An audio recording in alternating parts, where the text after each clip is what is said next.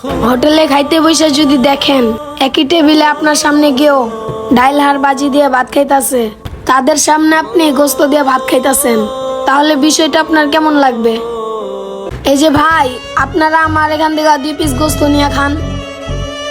না না ভাই, তুমি খাও, সমস্যা নাই। তাইলে ভাই আপনি 1 পিস গোস্ত নেন।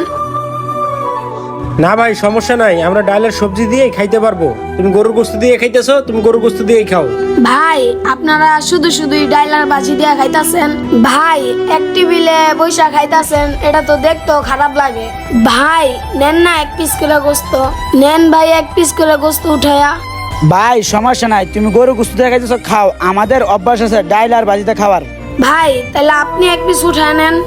আরে ছোট ভাই, কোনো সমস্যা নাই, তুমি গরুর গোস্ত দিয়ে খাইতেছো, তুমি গরুর গোস্ত দিয়েই খাও। আমরা ডালের ভাজি দিয়ে খাইতে পারবো, আর আমাদের ডালের ভাজি দিয়ে খাওয়ার অভ্যাস আছে। আর দেখো, আমরা তো আমাদের মতো খাইতেছি, তুমি তোমার মতো খাও না।